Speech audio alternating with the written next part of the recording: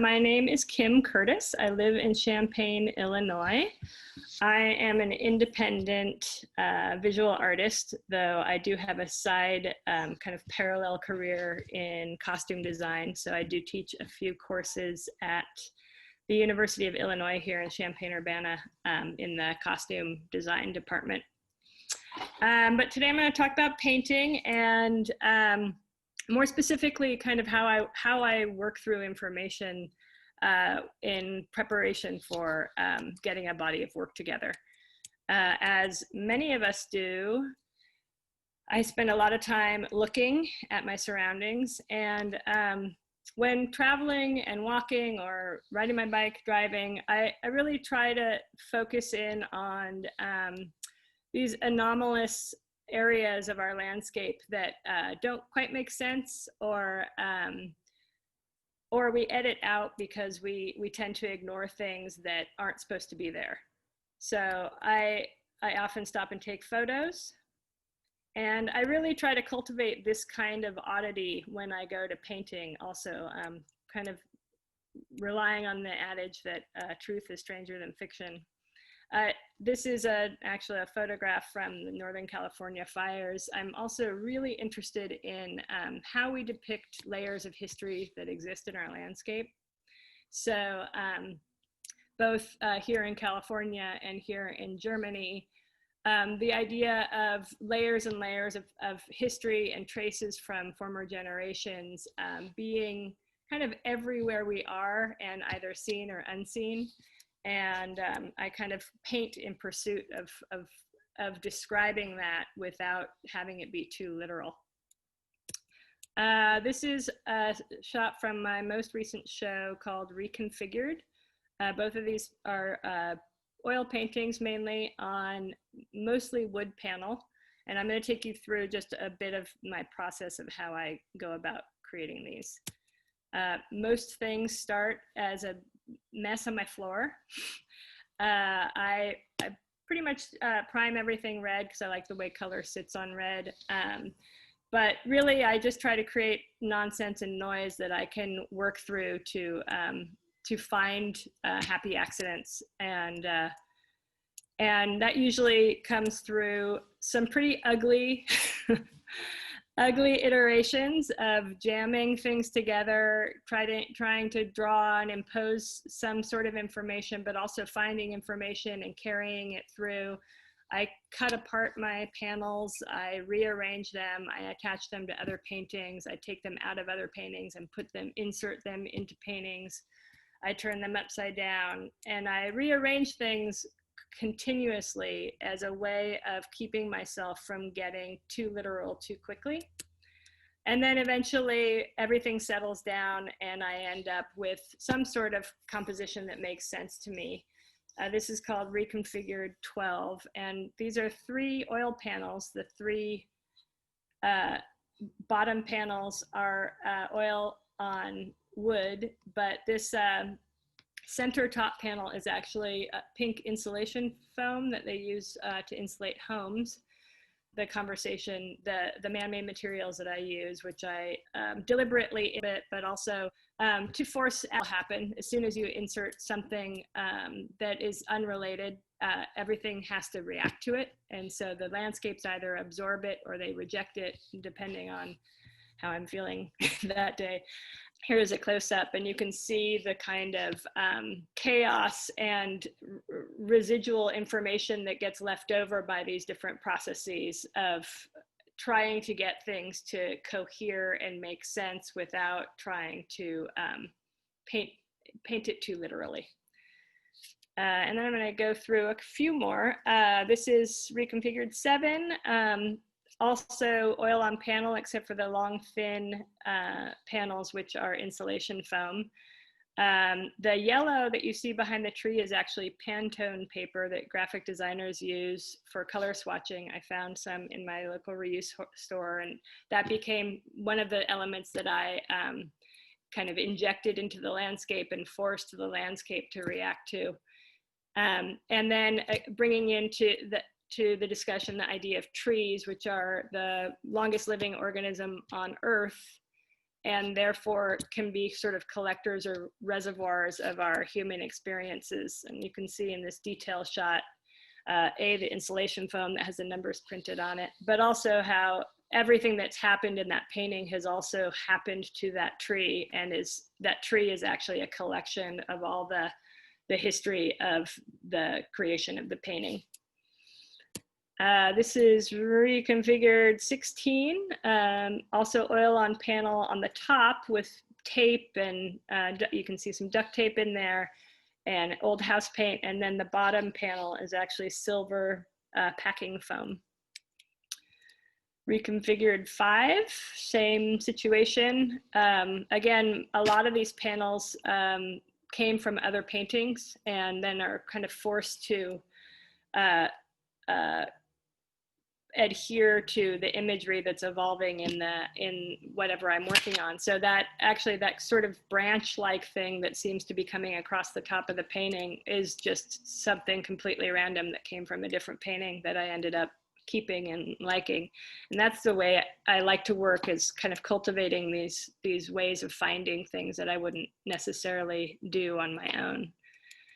Reconfigured 17, 10 feet long, but probably 15 inches, rearranging. I think there's like 11 in here. You can see on the right-hand side, there's a lot of little ones. And again, you can see a close-up of how these areas seem to make sense and they seem to coalesce as some sort of landscape, but at the same time, they're kind of concocted out of this weird scraping and finding and leaving alone and, you know, refurbishing and rearranging. Last year, February 2019, I went to Iceland for a 2-week residency in the West Fjords. And as you might expect in February in Iceland, I saw a lot of this kind of scenery. Beautiful snow, water landscapes, but also, again, these sort of strange interference, visually provocative and confusing views of various areas throughout the city and the countryside of Iceland.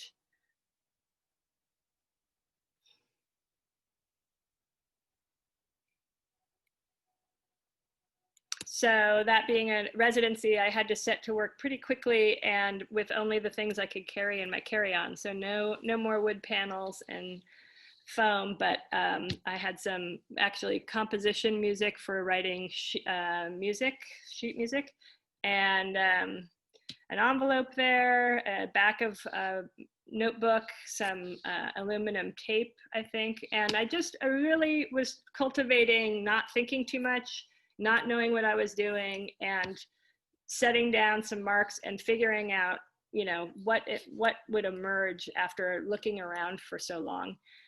Again, this is sort of one of those seams of kind of jamming up two things next to each other. The red in this on the left-hand side is actually a coffee bag that I then cut apart and redistributed throughout the piece, and found an industrial sewing machine on site there. So I ended up doing a lot of stitching of things together. Again, there's that envelope that's bent over, and just really trying to cultivate nothing in particular, trying to figure out what it is I've been looking at and how it can come and present itself to me.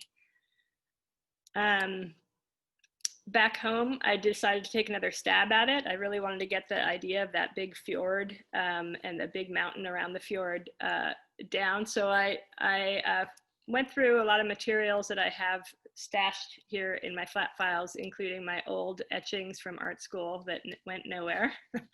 And I started again to collage on top with my sewing machine and grabbing things like Mylar balloons that I found on someone's lawn, and again, coffee bags, sheet music, anything that seemed to lend itself to the creation of this huge mountainscape and the water underneath. This, you can see the blue coffee bags have been then sliced and turned over and stitched down so that you can see that silver that's the lining of them. And throwing that fluorescent paint on there, which then became a problem that I had to resolve. There's way too much bright pink on there for my my liking, so I had to go through and kind of try to figure out how to handle that. going ahead and layering more things with my sewing machine and paper, and you can see some more etchings. There's some, actually just some basic masking tape there on the left. And I did end up finding this wood grain contact paper that you can see in this shot. But, you know, again, getting at those layers and the mystery of all of this kind of visual cacophony that we encounter all the time, and we edit it out so quickly that we don't really get to appreciate it. Further evolutions into finally, I came across some clear vinyl, which seemed to solve a couple problems. This was actually, Roz brought this up, how I was going to protect that paper and not wanting to necessarily frame it. And so I ended up finding this clear vinyl at our reuse store and kind of quilting it in pieces onto the landscape, which again, although it creates this kind of interference that could be problematic, it also gives me that added sort of reflection that I think is just a hallmark of that area of Iceland and my whole experience there as I was traveling through this very kind of surreal place.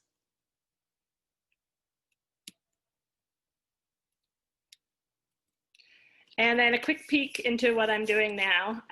The last couple of years of social and political upheaval have made me think a lot more about who my heroes are, who I want to see on a monument as they start coming down. And I just real quickly started kind of delving into my terracotta and creating these quick little studies of people that I admire. This is Rachel Carson on the left of Silent Spring fame, and Bill McKibben on the right. He's runs 350.org, huge environmental activist. This is Wangari Maathai. She is the first African woman to receive the Nobel Peace Prize in 2004 for her social activism, but also environmental activism, doing a massive tree planting mission throughout Kenya and much of Africa against a lot of political blowback. And of course, Greta Thunberg, our favorite little high schooler with her insulation foam glacial hat. And thinking about our non-human heroes, in this case, trees, who, because of their existence on our planet Earth, make it actually habitable for you and I to live and breathe, and giving me the kind of the excuse and the opportunity to go back into oil painting and kind of splashing around and having some fun again. And so these are currently what I'm working on, not all of which are actually finished, but again, trying to get at